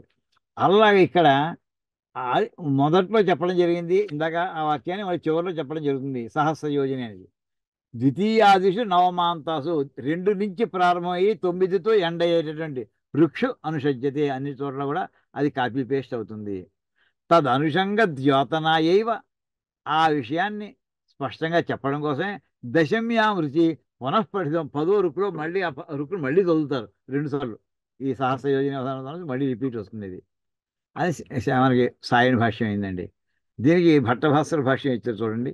అథ ద్వితీయ అంటే 2వ రుక్కు చెప్తాం. అస్మిన్ మహత్యర్ణవే ఇది యహ అధ్యాహ్రితే ఎవరైతే అనే మాట అందులో లేదు. సహస్రాన్ని సహస్రశోయ హృదా అస్మిన్ మహత్యర్ణవే అంతరిక్షే భవాది అంటే ఇక్కడ ఏ రుద్రులైతే భూమికి అంతరిక్షానికి మధ్య తిరుగుతూ ఉంటారో అనేప్పుడు అంటే యహ అనే పదం వేయాలి. అది ఇక్కడ లేదు. లేకపోయినా తెచ్చిపెట్టుకో. అందులో టెక్స్ట్లో లేనటువంటి బయట నుంచి పట్టుకొచ్చి అందులో ఇన్సర్ట్ చేస్తే ఎపండి చేస్తే దాని పేరు ఏమంటే అధ్యాహారము. ఇక్కడ యహ ఇది అధ్యాహ్రీతే యహ అనే పదాన్ని బయట నుంచి అరువు పట్టుకొచ్చాము. అప్పు తీర్చడం ఉండదు. ఇది ఇక్కడ మనం వాడేసుకుంటాం. అంతే ఒక కాపీ చేసుకున్నాం. యా అనే సింబల్ని ఇక్కడ ఇందులో వాడేసుకుంటాము. అస్మిన్ మహతి అధికే అర్ణవే ఈ అర్ణవం ఎలా ఉంది? సముద్రం అధికే చాలా నీళ్లు ఉన్నాయి. చాలా పెద్దది వెడల్పు బౌండరీస్ ఎక్కడ దాని హద్దులు కనిపించట్లేదు అసలు. అస్మిన్ మహతి అధికే అర్ణవే ఈ గొప్పదైనటువంటి పెద్దదైనటువంటి సముద్రంలో అర్ణస మరి వ్యాఖ్యానం అనుకోండి వ్యాకరణం.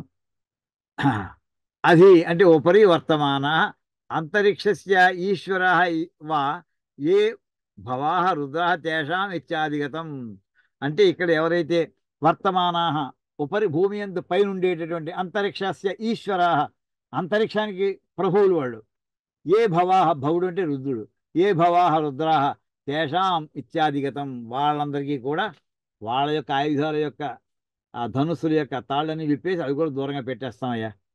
అంటే వీళ్ళకి భూమి మీద ఉన్నటువంటి రుద్రులు ఆకాశం మధ్యలో అంతరిక్షంలో ఉండే రుద్రులు చివరి ఆకాశంలో ఉండే రుద్రులు వీళ్ళ ఆయుధాలు ఏవీ దగ్గర లేకుండా ఉండుగాక ఉన్నా కానీ మా మీద ప్రయోగింపబడకుండా ఉండుగాక.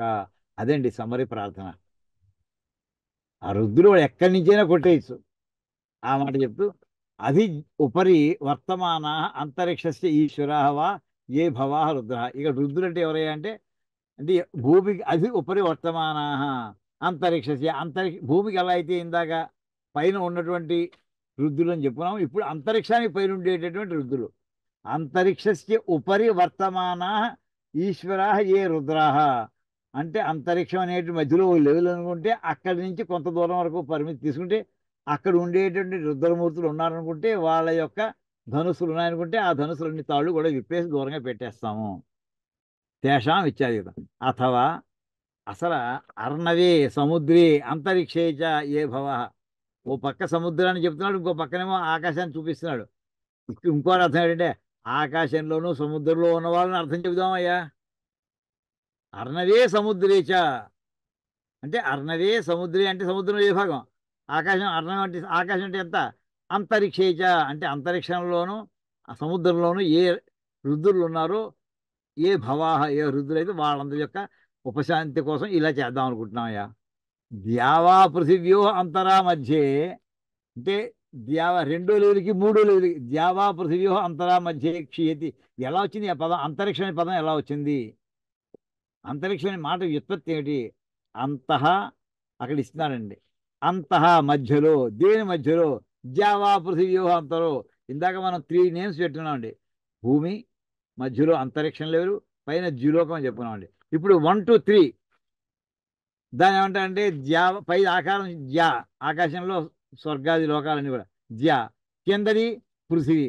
ఈ ఆకాశానికి భూమికి మధ్యలో ఉన్న ప్రదేశం అంతా కూడా ద్యావా పృథివ్యో అంతరా మధ్యలో ఖాళీ ఎంతైతే ఉందో అక్కడ క్షీతి నివసతి, ఇది అంతరిక్షం. ఈ మధ్యలో ఉండే ప్రదేశం కానీ దాని పేరు అంతరిక్షం. అంతః అంటే మధ్య, లోపలనే కాదు. లేకపోతే ఈ 2 గీతలకి మధ్యలో ఉన్నది, దానికి లోపల ఈ 2 గీతలు లోపల ఉన్నది, బయట వేయలేదు అని చెప్పి ఆ రకంగా కూడా క్షీతి అనే మాట ఏమిటంటే నివసతి. ఈ ఒక్కొక్క మాట కంటే మన నానార్థాలు ఉన్నాయి. అక్కడే మనకి కన్ఫ్యూజన్ అంతా స్టార్ట్ అవుతుంది. క్ష అనే మాత్రం, క్ష అనే అక్షరం మామూలుగా క్షయతి, క్షయము, నశించుట అని జనరల్గా అర్థాలు వస్తాయండి. కానీ ఇక్కడ కొత్త విశేషార్థం ఏం చెప్తారంటే క్ష అనే మాటకి నివాసము అని అర్థం కూడా ఉంది. అంటే భూమి లగాయతూ ఆకాశం ద్యులోకం దాకా మధ్యలో ఎంతమంది రుద్రులు అయితే వాళ్ళు నివసించి ఉంటూ ఉంటారో వాళ్ళందరికీ ఇప్పుడు ఆ కథ చెప్తున్నారండి ఇక్కడ. జావా పృథివ్యో అంతరా మధ్య క్షీతి నివసిస్తూ ఉంటారు, నివసతి ఇది అంతరిక్షం. అక్కడ ఏమిటి? వాళ్ళందరి యొక్క ధనుసు యొక్క తాళ్ళు విప్పేసి నేను దూరంగా పెట్టేస్తాను. ఇలా 2 రుక్కులు అయ్యాయండి. 3వ రుక్కు నీలగ్రీవాశ్చి దిగంఠా శర్వా అథ క్షమాచరా. నీల అంటే ఆ మాట అర్థం ఏంటి? ఇది 3వ రుక్కు కాస్తే. అంటే గ్రీవాహ అనే పదం వచ్చింది. నీలగ్రీవాహ కంఠము, గ్రీవం అంటే కంఠము, నీలంగా ఉంది. కంఠం నీలంగా ఉండేటటువంటి రుద్రాంశ సంభూతులు వాళ్ళు. గ్రీవాయాం ఏకస్మిన్ ప్రదేశే నీలవర్ణ నీలగ్రీవా. అంటే మెడయందు ఎక్కడో అక్కడ కొంచెం నలుపు కనుకుంటే, నీలం అంటే నలుపు లేదా నీలం అలాగే తీసుకున్నా సరే, గ్రీవాయాం ఏకస్మిన్ ప్రదేశే కంఠం యందు ఏదో ప్రదేశంలో నీలవర్ణా నీలగ్రీవా ప్రదేశాంతరే శ్వేతవర్ణా, అక్కడ నీలవర్ణము కలిగినటువంటి కంఠములు కనుక ఎవరెవరికైతే ఉంటాయో వాళ్ళందరినీ నీలగ్రీవులు అంటారు. ప్రదేశాంతరే, కంఠమే కాకుండా ఒంటి మీద ఎక్కడైనా ఉన్నాగా లెక్క కాదు అది. ఆ మహానుభావుడికి మిగతా శరీరం అంతా కూడా తెల్లగా ఉంటుంది. ప్రదేశాంతరే శ్వేతవర్ణా, ఒక కంఠం తప్ప మిగతా శరీరం అంతా కూడా తెల్లటి వాళ్ళు, రూపంతో మన దర్శనం ఇవ్వగలరు వాళ్ళు అని అక్కడ చెప్తున్నారండి. నీలవర్ణ నీలగ్రీవ ప్రదేశాంతరే శ్వేతవర్ణ. మరి ఇక్కడ నీలగ్రీవ అంటే మొత్తం మీద అర్థమైంది, నల్లటి నలుపు రంగు కంఠమునందు కలవాళ్ళు. అయితే వాళ్ళైనా మొత్తం ఉన్న వాళ్ళు కాదయ్యా, శితికంఠాహ, కొంతమంది తెల్లటి కంఠం వాళ్ళు ఉన్నారయ్యా అని కూడా చెప్తున్నారండి. అంటే శితికంఠాహ అంటే తాదృశాహ శర్వాహ రుద్రమూర్తి విశేషాహ. ఈ రకంగా అంతవరకే తేడా. శితికంఠ తాదృశ సర్వాహ ఇందాక చెప్పినట్టుగానే ఎవరి కంఠమునందు ఈ అంటే ఇక్కడ తెల్లగా ఉంటుందో వాళ్ళు శితికంఠులు అవుతారు. ఇందాక చెప్పిన నీలకంఠులు అనేప్పటికి మిగతా హోల్ బాడీ అంతా తెలుపున్నామండి. కంఠం ఒకటే నీలం, నీలం అంటే నలుపు అని చెప్పదు, నీలం చెప్పదు. కంఠం ఒకటే నలుపు, మిగతా రెస్ట్ ఆఫ్ ది బాడీ అంతా తెలుపు. ఇక్కడ అలా చెప్పట్లేదండి. శితికంఠ అంటే ఆయన కంఠం మాత్రమే తెలుపు. శితికంఠ తాదృశ సర్వ, ఆయన ఒళ్ళు ఎలా ఉంటుందో చెప్పట్లేదు. ఇంకా ఇలా ఉండేటటువంటి వీళ్ళందరూ కూడా రుద్రమూర్తులు అందరూ ఎవరైతే ఉన్నారో వీళ్ళంతా కూడా కీదృశ, ఇంకా ఎలాంటి వాళ్ళు వీళ్ళు? అస కీదృశ అంటే ఇంకా ఎలాంటి వాళ్ళు, వీళ్ళ లక్షణాలు ఏమిటి అంటే అధః క్షమాచర భూమే అధస్తాత్ పాతాళేషు సంచరంతి తేషాం ఇత్యాది పూర్వవతు. అంటే భూమికి కింద అనేప్పటికీ అక్కడ క్షమాచర భూమే అధస్తాత్, భూమికి కింద అంటే భూమి తేలుతున్నప్పుడు అనుకున్నప్పుడు భూమి కింద అంటే ఎలాగంటే స్పేస్ అవుతుంది. ఇక్కడ మామూలుగా మనం చెప్పాడు భూమికి అడుగు భాగంలో, అంటే పెద్ద స్పీర్లో ఉందనుకున్నప్పుడు, గోళంలో ఉందనుకున్నప్పుడు, మనకి నార్త్ స్పీర్లో మనం ఉన్నామంటే మిగతా హెమిస్ఫియర్లో, మిగతా అర్ధగోళంలో అట్టడుగు పార్ట్లో ఉందనుకోండి. ఇలా 2 భాగాలు చేసుకోవాలి. ఇలా చేసుకుంటే ఇక్కడ ఏమొస్తుందంటే ప్రదేశాంతరే శ్వేత శితికంఠ తాదృశ శర్వ రుద్రమూర్తి విశేష కీదృశ అధ అంటే అక్కడ ఉండేటటువంటి అధః క్షమాచర భూమే అధస్తాత్ పాతాళేషు సంచరంతి, ఆ ప్రాంతాల్లో వాళ్ళు తిరుగుతూ ఉంటారు. మామూలుగా మనకి ఉదాహరణ చెబుతుంటారండి, మెక్సికో ఆ దేశాలన్నీ కూడా మన భూమికి ఇండియా ఈ పక్కన ఉంటే ఇక్కడ నుంచి సెంటర్లో సొరంగం చేసుకుంటూ పెట్టేసి ఇక మెక్సికో తేలుతుంటండి ఇమాజినేటివ్గా. అంచేది మెక్సికో ఆ ప్రాంతాలని కూడా మనకి పాతాళ లోకాలని అర్థం వస్తుంది ఇక్కడి నుంచి. దానికి మయుడు పాతాళ లోకంలో ఉండి రాక్షసుడు అతను. ఆ మయుని యొక్క కూతురే మండోదరి. అంచేత అక్కడి నుంచి తెచ్చుకొచ్చాడు రావణాసుడు అని. ఈ రకంగా మనకి భూమే అధస్తాత్ పాతాళేషు సంచరంతి అక్కడ తేషాం ఇత్యాది పూర్వతం అలాంటి చోట ఉండేటట్టు మిగతా పూర్వం చెప్పినట్టుగానే ఆ ప్రాంతాల్లో ఉండేటటువంటి రుద్రమూర్తుల యొక్క ధనుసులన్నిటి కూడా తాళ్ళు విప్పేసి ఉంచేదము గాక అని ఒక అర్థం అండి. దీనికి భట్ట భాస్కరంలో అథ తృతీయ అంటే మూడో రుక్కు చెప్తాం. నీలగ్రీవాహ ఇది అత్రాపి యహ ఇది అధ్యాహ్రీతే. ఇక్కడ కూడా ఎవరైతే ఇలాంటి ధనుసులు కలిగినటువంటి వాళ్ళు అని అనాలంటే యహ అనే పదం ఉండాలి, లేకపోతే ఏ అనే పదం ఉండాలి. అది లేదు అంటే లేకపోయినా కానీ మనం తెచ్చుకోవచ్చు. అధ్యాహారం అంటారు ఆ ప్రాసెస్ని. అంటే బారో చేయడం కాదండి, తెచ్చేసుకోవడం, కాపీ చేసుకొని తెచ్చుకోవడం. ఆ కాపీ ఒరిజినల్ అక్కడ ఉంటుంది, ఇప్పుడు మన కాపీలో కూడా ఉంటుంది. అది ఇక్కడ పడితే మనం పేస్ట్ చేసుకోవడం, ఆ అర్థం వస్తుందండి. తేషాం ఇత్యాది సమానం. ఈ రకంగా మొత్తం మనకి నీలగ్రీవులు శితికంఠులు అంటే నల్లటి కంఠము కలవాళ్ళు, తెల్లటి కంఠం కలవాళ్ళు. ఇదండి బ్రాడ్గా. ఎప్పుడైతే నీలం కంఠం కలవాళ్ళు అన్నా ఉంటే మిగతా బాడీ అంతా తెలుపు, కానీ కంఠం తెల్లగా ఉన్న వాళ్ళు అంటే బాడీ అంతా నలుపుని మాత్రం అర్థం ఎక్కడ చెప్పలేదని మంత్రంలో ఇక్కడ రాలేదు. అలా వస్తుంది. సరే, ఇక్కడ నీలగ్రీవాశ్చితి కంఠ దివగుం రుద్ర ఉపశ్రితా అని ఇక్కడ మాట పడుతున్నారండి. ఇక్కడ దివం ఉపశ్రిత స్వర్గే వర్తమానా. ద్యులోకం చెప్పుకున్నాం కదండి, దేవతాలోకం. అక్కడ ఎవరు ఉంటారు? దేవతలు ఉంటారు. వాళ్ళు ఎవరయ్యా? వాళ్ళంతా కూడా రుద్రమూర్తులు అనేవాళ్ళు. దివం ఉపశ్రిత స్వర్గలోకాన్ని ఆశ్రయించి ఉండేటటువంటి జీవులు వాళ్ళు. స్వర్గే వర్తమానం, స్వర్గంలో కూడా ఉండేటటువంటి వాళ్ళయ్యా. ఇది మళ్ళీ ఈయన భట్ట భాస్కర భాష్యంలో అథ చతుర్థి, ఇంకా నాలుగో మంత్రం పాఠం చెప్పుకుంటున్నాం మనం. నీలగ్రీవ ఇది నాలుగో రుక్కు అనమాట. యహ ఇత్యధ్యాహార్యమేవ. ఇక్కడ కూడా యహాన్ని తెచ్చిపెట్టుకోవాలి, ఆ అధ్యాహారం అంటారు దాన్ని. నీలగ్రీవాహ శితికంఠాః రుద్రాః దివం ఐంద్రాది లోకం ఉపాశ్రితాః స్వామిత్వేన ఉపసంప్రాప్తాః. దివం ఐంద్రాది లోకం అంటే ఇంద్రలోకంలో ఉన్నారండి. ఆ ఇంద్రుడు ఎవరు? అతను కూడా రుద్రవంశ సంభూతుడైనయా. ఈయన యొక్క అనుగ్రహంతో ఆ స్థానంలో కూర్చోబెట్టబడ్డాడు. అసలు అతని పేరు ఏంటి? అసలు పేరు ఇవాళ ఉన్నటువంటి ఇంద్రుడు మనకి వాణి హిరణ్య గర్భాభ్యానం శచి పురంధరాభ్యానం మనం పూజ చేసేవాడు చూడండి, ఇంద్రుడి పేరు చెప్పుకుంటాం మనం. శ్రీ లక్ష్మీనారాయణాభ్యాం నమః, ఉమామహేశ్వరాభ్యాం నమః. తర్వాత పార్వతి మనకి వాణి హిరణ్య గర్భాభ్యాం నమః. తర్వాత నాలుగో వాక్య శచి పురంధరాభ్యాం నమః. పురంధరుడు అంటే ఈ వేళ ఉన్నటువంటి ఇంద్రుని యొక్క అసలు పేరు పురంధరుడు, అతని భార్య పేరు శచీదేవి. ఆ ఇద్దరికి నమస్కారం చెప్పుకుంటూ ఉంటాం. ఇంకో విషయం చెప్పాలండి. వాణి హిరణ్య గర్భాభ్యాం నమః. వాణిది అంటే సరస్వతి అర్థమవుతుంది. హిరణ్య గర్భుడు అంటే బ్రహ్మగారిని చెప్పుకున్నాం. ఇక్కడ అంటే ఈ మన గీతా భాష్యంలో చెప్పిన దానికి వీటన్ని అన్వయం ఎలా కుదురుతుందంటేనండి, హిరణ్య గర్భ ప్రథమ జీవ.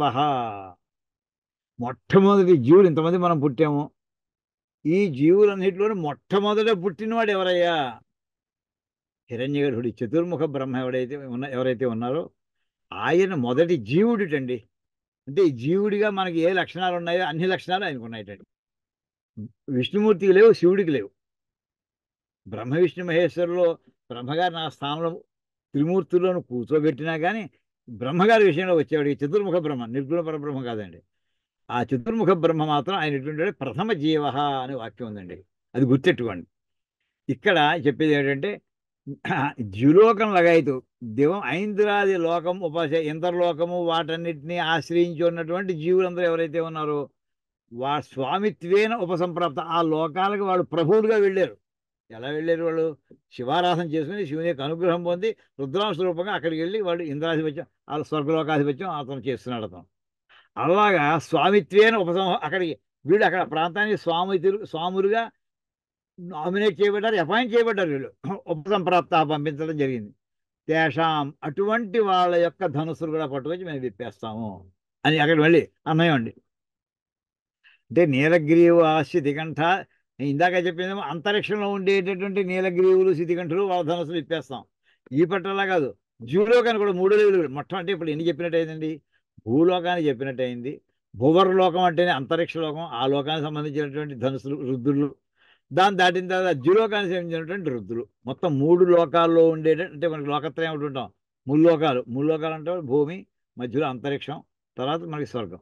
ఈ ముల్లోకాల్లో ఉండేటటువంటి రుద్రులు అందరినీ కూడా మనం ఇందులో ఉద్దేశించి వాళ్ళని ప్రార్థిస్తున్నాం. అయ్యా మీ ధనుసులు మాకు ఇచ్చేయండి, తాళ్ళు విప్పేసి మేము దూరంగా పెట్టేసుకుంటాము అని అనర్థం వస్తుంది. అది ఆ మాట కదా. దివం ఉపాసితా సర్వే వర్తమాన. ఇప్పుడు ఉన్నటువంటి వాళ్ళందరూ కూడా ద్విలోకంలో ఉండేవాడే, దేవతలందరూ కూడా. యహ ఇది అధ్యాహార్యమేవ. యహ అనే మాట మనం తెచ్చిపెట్టుకోవాల్సిందే. నీలగ్రీవాహ శితికంఠా రుద్రా దివం ఐంద్రాది లోకం ఉపాసితా స్వామిత్వేన ఉపసంప్రాప్త తేషాం ఇత్యాది స్పష్టం. మిగతా ఇంకా తిరంతైతే పూర్వపద అయిపోయిందండి. ఇప్పుడే 4 మంత్రాలు, 4 రుక్కులు అయ్యాయండి ఇప్పటికి. ఈ 4 రుక్కుల్లోనూ చెప్పినటువంటి వాటికి వీటిని ఎలాగ వినియోగించుకోవాలి. ఏషాం చతుర్నాం మంత్రానాం పురశ్చరణాధికం బ్రోమహ. ఈ 4 మంత్రాలకి పురశ్చరణ ఎలాగో ఆ విషయం చెప్తున్నాం. ఇప్పుడు చాంద్రాయణం చరిత్వా కాయశ ధనార్థం 5 సహస్రం జపేత్. చాంద్రాయణ వ్రతం చేసి, అంటే చంద్రుని యొక్క కళలు ఎలా అయితే పెరుగుతూ వెడుతూ ఉంటాయో పాడ్యం నుంచి పౌర్ణమి వరకు, అలాగా పాడ్యం నాడు ఒక్క ముద్ద అన్నం తినాలి. ఒక పెద్ద డోస్ చేసుకోవడం కాదండి, ఒకటే ముద్ద, యూనిఫామ్ సైజు. మొత్తం ఎన్ని రోజులైనా అదే సైజులో చేసుకుంటూ ఉంటారు ఒక్కొక్క ముద్దకి. అలాగా ఆ ఒక్క ముద్ద తిని ఆవిడ భోజనం చేసి, అది భోజనం అయిపోయిన అనుకో, విధి నాటికి వచ్చేవాడికి ఆవిడ 2 కళ్ళతో చంద్రుడు ఉంటాడు కనుక ఆవిడ 2 ముద్దలు అన్నం తినాలి. ఇలా పౌర్ణమి నాటి 15 ముద్ద అవుతుందండి. ఇది పద్ధతి. దాన్ని చాంద్రాయణ వ్రతం అంటారు. ఇలాగ చాంద్రాయణం చరిత్వ, ఈ చాంద్రాయణ వ్రతాన్ని చేసి కాయశ ధనార్థం 5 సహస్రం జపేత్. అంటే దీనికి డబ్బు కావాలనుకున్నాడు 5,000 జపం చేయాలండి. ఇంకా ఎలా వస్తుందంటే కుప్పలు తెప్పల కింద వచ్చేస్తుంది. తత కృత పురశ్చరణో భవతి. ఇంత జపం చేస్తే ఎంత 10,000 సార్లు కనుక ఆ మంత్రాన్ని మనం ద్రాపే అంత సస్పతి ఎలాగైతు. ఇప్పుడు ఈ పూట పాఠం దగ్గర చెప్పుకున్నంత చేసేట దానివల్ల నీకు మంత్ర సిద్ధి లభిస్తున్నాయా. కృత పురశ్చరణో భవతి. ఇది ఇంతవరకు బాగానే ఉంది. కానీ ఈ మంత్రం ఏంటండి, అవి అంటే మన చేతబడి కూడా వాడొచ్చుటండి. ఆభిచారికం కర్మ మంత్రై ఏతై కుర్యాత్. ఇది పెద్ద మనకి ఉత్సాహం కలిగించే వార్తలేం కాదు, దాటేసి వెళ్ళిపోదాం అండి. అంటే అభిచారం అంటే వాడిని చంపడం కోసమని. అది ఎలా చేయాలంటే దానికి రాజు ఓ బ్రాహ్మణ్ కొంతమంది పెట్టుకుని, అంటే ఈ రాజుకి ఇంకో రాజుతోటి, మామూలు చేతబడి చిన్న లెవెల్లో వాళ్ళు కాదండి, ఒక రాజు ఇంకో రాజ్యం. అలాగా ఇతను ఏం చేయాలంటే రాజా బ్రాహ్మణే స్వదేశీ జాత, తన దేశంలో పుట్టినటువంటి బ్రాహ్మణ చేత హోమం చేయించాలి. హోమం కుర్యాత్ శాల్మలి సాల వేత్ర వేణు శరాణం అర్క తోల వేష్టితానాం శశ రుధిరాక్తానాం 100 సహస్రం జుహ్యాత్. శాల్మలి అంటే బూరు చెట్టు అండి, సాలం అంటే మద్ది చెట్టు, సాలవేత్ర వేణు అంటే వెదురుకర్ల చెట్టు.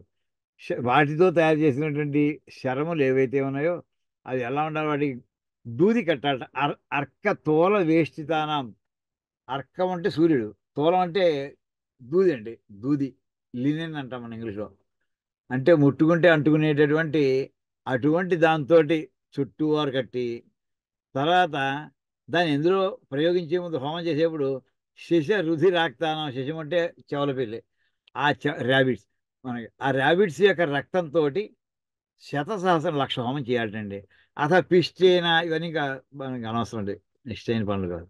అలాగే ఆ శత్రువు యొక్క బొమ్మ పట్టరావడం, దానికి ఏదో చేసి దాని మీద ఏమో మంత్రాలు చదవడం, కొంత అయిన తర్వాత కరిగిపోవడం, లేకపోతే విరక్కొట్టేయడం, దాన్ని రకరకాల ముక్కలు చేసి వాడు పోవుగాక ఇలా అనుకుంటే ఇవన్నీ మన చేతబడి దాంట్లో వాడేటి మంత్రాలు చెప్పొస్తున్నారు. ఈ రకంగా చెప్పిన రాజ్ఞ తస్య అభిచార దోషం. అయితే ఈ రకమైనటువంటి యాగం చేసినటువంటి వాడికి కూడా పాపం వస్తుంది. వీడి శత్రువు పోతాడో పోవడో తర్వాత విషయం, అది చేసినందుకు వీడికి మాత్రం పాపం వస్తుందండి. ఆ పాపం పోవడానికి ఏం చేయాలి. రాజ్ఞ తస్య అభిచార దోష నశ్యంతి కారయితు. అంటే చేసేటటువంటి వాడికి, చేస్తున్నటువంటి వాడికి రాజు యొక్క పాపాలు పోవడానికి ఒక ధ్యాన శ్లోకం దాన్ని బట్టి చేసుకోవాలి. తత ధ్యానం ఏమంటే దంష్ట్రాకరాల వదనం జ్వలజ్వలనమూర్ధజం బిభ్రాణం త్రిశిఖం దీపం ధ్యాయేద్భుజగభూషణం. దంష్ట్రాకరాల వదనం, ఆయనకి కోరలతో ఉన్నటువంటి రుద్రమూర్తి అండి. ఆయన భయంకరమైనటువంటి కోరలతో ఉన్నటువంటి వాడు. జ్వలన మూర్ధజం. ఇతని జుట్టు అంతా కూడా ఎలా ఉందంటే జాజ్వల్యమానంగా ప్రకాశించిపోతుందండి. అది జుట్ట లేకపోతే కాంతి శిఖల అన్నట్టుగా ఉంది. బిభ్రాణం త్రిశిఖం దీపం. ఈ 3 శిఖలు ఉండేటువంటి 3 ఒత్తులేసి ఉండేటటువంటి దీపాన్ని పట్టుకునేటువంటి ధ్యాయే భుజగభూషణం, అటువంటి సర్పాభరణములతో అలంకరించబడినటువంటి రుద్రమూర్తిని ధ్యానం చేసుకోవాలి అని చెప్పి ఈ అనువాకంలో ఈ 4 రుక్కులకి కలిపి ఒక భాగం వరకు ఇంతవరకు చెప్పుకొచ్చారండి. తర్వాత చూడండి, ఏ వృక్షేషు సస్పింజర నీలగ్రి, ఇది పంచమీ మృచం ఆహా. రుచము అంటే రుక్కు ప్రథమ విభక్తి, రుచము అనేది అది ద్వితీయ విభక్తి కావచ్చండి. తర్వాత పంచమీ మృచం ఆహా, పంచమీం రుచం అంటే రుచం అంటే రుక్కు, 5వ రుక్కుని చెప్తున్నాడు. ఏ వృక్షేషు సస్పింజర నీలగ్రీవా విలోహితా, ఇక్కడ వృక్షములను ఆశ్రయించు, ఇందాక నీలగ్రీవ అనే పదం వదిలిపెట్టట్లేదండి, గుర్తెట్టుకోండి. ఇక్కడ దాని భాష ఏం చేశారు చూడండి. యథా లోకేషు అవస్థితా రుద్రా తథా వృక్షేష్వపి స్థితా, అంటే లోకంలో ఎలా అయితే రుద్రులు ఉన్నారని అంటున్నామో అదే రకంగా వృక్షాల్లో కూడా వీళ్ళు ఉన్నారయ్యా. లోకేషు అవస్థితా రుద్రా, ఎలా అయితే అన్నిటిలో కూడా అన్ని వస్తువులు ఏందో ఆక్రమించుకుని ఈ రుద్రాంశ సంభూతులైనటువంటి రుద్రులు ఉన్నారు అని అనుకుంటున్నామో అదే రకంగా వృక్షేష్వపి స్థితా, ఈ ముల్లోకాల్లో ఉండడమే కాదు మధ్యలో ఉండే చెట్ల మీద కూడా ఉంటారు వాళ్ళు. తేషు కేచితు సస్పింజరాహ, అందులో కొంతమంది సస్పింజర్లయ్యా. సస్పింజర్లు అంటే ఏంటి? షష్పవత్ బాల తృణవత్ పింజర వర్ణాహ. షష్పం అంటే లేత గడ్డి పరక, షష్పవత్ బాలవత్ అప్పుడే సంటి పిల్లాడు, బొగ్గలు ఎంత లేతగా ఉంటాయి చూడండి. బాలవత్ మొట్టమొదటి చూడండి, షష్పవత్ అంటే బాలతృణవత్, తర్వాత పింజరవర్ణాహ నీలగ్రీవాహ నీలవర్ణగ్రీవాహ, వాడు నీలగ్రీవులు అంటే చెప్పుకొచ్చారు, పింజరవర్ణం కలిగినటువంటి వాడు. నీలవర్ణాశ్రియ కేచితు అంటే గ్రీవాదేశే నీలవర్ణ ఉపేతాహ, అపరే పునర్విలోహితా విశేషేణ రక్తవర్ణా ఈదృశ ఏ సంతి తేషాం ఇత్యాది. ఇక్కడ నీలగ్రీవ అంటే అక్కడ ఉండేటటువంటి వృక్షముల యందు ఉండేటటువంటి నీలగ్రీవులు ఎవరైతే ఉన్నారో, అంటే ఒక చెట్టు ఒక లత, దాని కనుక ఇది ప్రారంభం, ఇది మొదలు, దీనికి తలకాయ ఇక్కడ ఉన్నట్టు కనిపిస్తోంది, దీని మెడ ఇక్కడ ఉన్నట్టు కనిపిస్తోంది, అక్కడ మళ్ళీ నల్లటి చుక్క కనిపిస్తోంది అంటే ఇది కూడా నీలగ్రీవులే అని చెప్పి అక్కడ చెట్లలోనూ లతల్లోనూ పుష్పాలు మొత్తం అన్నింటిలోనూ ఎక్కడెక్కడ ఈ పుష్పము ఈ వృక్షాలకు సంబంధించిన ఉన్నాయో వాటన్నిటినీ ఆశ్రయించుకుని ఉండేటటువంటి రుద్రమూర్తులన్నీ కూడా వాళ్ళందరికీ నమస్కారం చేసి ఏం చేస్తాడు, మీ ధనుస్సు నాకు ఇచ్చేయండి, తాళ్ళు ఇప్పేసి దూరంగా పెట్టేసి వచ్చేస్తాను. అది చెప్పదలుచుకున్న విషయం. అంటే భయంకరంగా యుద్ధ ప్రిపరేషన్లో ఉండేటటువంటి రుద్రులు ఎంతమంది అయితే ఉన్నారో అందరినీ కూడా శాంతింప చేసుకొనుట. ఇంతవరకు ముల్లోకాల్లో ఉండేవాడు చెప్పాం, భూమిని ఆశ్రయించిన వాడు, అంతరిక్షాన్ని ఆశ్రయించిన వాడు, ద్యులోకాన్ని ఆశ్రయించిన వాడు, సరిపోదయ్యా బాబు. చెట్లలో కూర్చుంటారు, పుట్టల్లో కూర్చుంటారు, వాళ్ళ సంగతి ఏంటి, వాళ్ళ గురించి చెప్పలేదు, వాళ్ళు వస్తారు ఇప్పుడు నన్ను వాయించడానికి అనే భావన ఇక్కడ వస్తుంటుందండి. వాడు కూడా ఎలా ఉంది, మళ్ళీ నీలగ్రీవులే వాడు కూడాను, నీలవర్ణ అపరేతు పునర్విలోహిత. అయితే ఇక్కడ ఇందాక అక్కడ నీలగ్రీవులని ఒక పదం, శితికంఠులని ఒక పదం వాడేయండి. శితి అంటే తెలుపు, నీలం అంటే నలుపు, నల్లటి కంఠం వాళ్ళు తెల్లటి కంఠం వాళ్ళు. ఇక్కడ అలా అనట్లేదండి, నీలగ్రీవులు విలోహితులు అని 2 పదాలు వాడుతున్నాడండి. నీలగ్రీవులు అంటే కంఠం నీలంగా ఉండేటటువంటి వాళ్ళు. కంఠంలో ఎక్కడ మొత్తం కంఠం అంతా నీలంగా ఉండట్లేదు, కంఠంలో ఒక ప్రదేశంలో పుట్టుమచ్చలాగా కొంతమేరే, కంఠం అంతా మొత్తం నీలగ్రీవుని కాదండి, అందులో కొంతమేర వరకు నీలంగా ఉండేటటువంటి నీలగ్రీవులు. నీలవర్ణ గ్రీవాహ కేచితు, ఇక్కడ ఏంటంటే అపరేత వృక్షేషు పునర్విలోహిత విశేషేణ రక్తవర్ణ, వీళ్ళకి కొంతమంది ఎర్రగా ఉన్నట్టండి. విలోహితం, వి అంటే విశేషముగా, వి అంటే 2 అర్థాలు చెప్పాను. వి అంటే విశేషం ఒకటి, విగతం ఒకటి, లేకపోవుట, తొలగిపోయుట. ఇది సందర్భానుసారంగా అన్వయించుకోవాలండి. ఇక వీడు భాష్యగారు ఎలా రాశారో చూద్దాం. అపరే అంటే పునర్విలోహిత విశేషేణ రక్తవర్ణ, చాలా ఎర్రగా ఉన్నటువంటి వాడు వీడు. అవి కంఠంలో కూడా ఎక్కడ ఒక్క నీలం మచ్చ కూడా లేదు వీళ్ళకి. ఈదృశా ఏ సంతి తేషాం ఇచ్చేది, ఇలాంటి వాళ్ళు ఎవరైతే ఉన్నారో వీళ్ళని ధనుసులకి ఆ తాళ్ళు విప్పేసి దూరంగా పెట్టేసి వచ్చేస్తాం. ఎంత దూరంలో? సహస్ర యోజనాల ద్వారా అవతల. పంచమో మంత్ర, దీనికి ఇంకా ఈ రకంగా చెప్పిన దానికి భట్టభాస్కర్ ఏం చేస్తున్నా చూడండి. ఏ వృక్షేషు, ఇది వృక్షేషు. నాకు ఎందుకు ఆశ్చర్యం ఏంటంటే ఈయన సాయణాచార్య వారు రాయినటువంటి ఒక విశేష అర్థాలు రాస్తారండి భట్ట భాస్కర్లో. వృక్షేషు అంటే వృక్షం అంటే ఏమిటయ్యా, అది కూడా డిఫైన్ చేస్తున్నాడు ఈయన. స్థావర జంగమాత్మసు, కదిలేటటువంటివి కదలనటువంటివి రెండు రకాలు ఉన్నాయి ఆ వృక్షాల్లో. ఆ రెండు రకాల జాతులను కూడా స్థావర జంగమ ఆత్మసు, కదిలేటటువంటి చెట్లలో ఆత్మరూపంలో ఉండేటటువంటి వాడు, కదలని చెట్లలో ఆత్మరూపంలో ఉండేటటువంటి వాడు, ఇలాంటి రూపాల్లో ఉండేటటువంటి జీవేషు వృక్షేష్వేవ వా అంటే వృక్షాల్లో ఉండేటటువంటి వృక్షేషు ఏవవా అంటే ఇలాంటి స్థావర జంగమాత్మకమైనటువంటి జీవులేందు వృక్షేషు లేదా వాళ్ళే జీవులు, ఈ వృక్షాల రూపంలో ఉన్నటువంటి వాళ్ళు అని ఒక అర్థం. లేక వా ఏ రుద్రాహ సస్పింజరాహ అంటే షష్పపింజరాహ, షష్పం బాలతృణం లేతగడ్డి పరక, షష్పం అనే మాటకి. లోకపీడకానాం జరయితారహ నీలగ్రీవ, సస్పింజర నీలగ్రీవ ఉంది కదండి. అంచేత ఒక పక్కని బాలతృణం లేత గడ్డి పరకల యందు కూడా ఆశ్రయాన్ని పొందినటువంటి రుద్రులు. అది కాకుండా లోక పీడకానాం జరయితారహ, కొంచెం పెద్ద వయసులో ఉన్నటువంటి వీళ్ళకి శిక్ష వేయవలసిందే. లోకపీడ చేయడానికి సిద్ధంగా ఉండేటువంటి జరయితారహ, వయస్సు కలిగినటువంటి వాళ్ళు, వృద్ధాప్యం వచ్చినటువంటి వాళ్ళు, ఇలాంటి వాళ్ళు ఎవరు, లేదా వృద్ధాప్యాన్ని వచ్చేట్లా చేసేటటువంటి వాళ్ళు, ఇలాంటి నీలగ్రీవ నీలకంఠ ఎవరైతే ఉన్నారో వీళ్ళందరినీ ఇప్పుడు వాళ్ళని సంబోధిస్తూ వివిధ లోహితాహ అంటే రకరకాల, అంటే అందరూ ఒకే రంగు ఉంటున్నావు కదా, అందరూ ఒకే ఎరుపు రంగా లేదా, ఎరుపులో కొంచెం తేడాలు ఉన్నాయి. వివిధ లోహితాహ అందరూ ఎరుపే, కానీ వీడు 10% ఎరుపు, 20% ఎరుపు, ఇంకోటి 80%, ఇంకోటి 90% ఎరుపులే అన్ని కూడా, నీలం మిగతా రంగులకి మిక్స్ అవ్వట్లేదు. అది చెప్తారు వివిధ లోహితాహ అంటే ఇక్కడ విగత. ఇంకో అర్థం ఏంటంటే విగత కాలుష్యాహవా, ఏ రకమైనటువంటి పొల్యూషము లేనటువంటి వాళ్ళు అని చెప్పడానికి కూడా ఈ ఇది పనిచేస్తున్నాయా ఇక్కడ. అంటే ఇక్కడ విగత అంటే తొలగినటువంటి కాలుష్యాహ, ఏ రకమైన మాలిన్యము లేనటువంటి వాళ్ళు.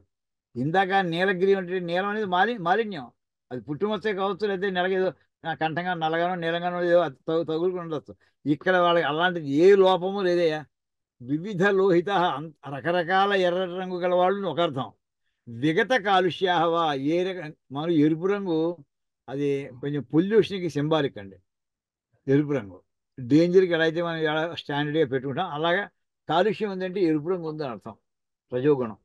అందుచేత విగత కాలుష్య ఏ రకమైనటువంటి కాలుష్యము లేనటువంటి సంపూర్ణమైనటువంటి స్వచ్ఛమైనటువంటి శివమూర్తులు.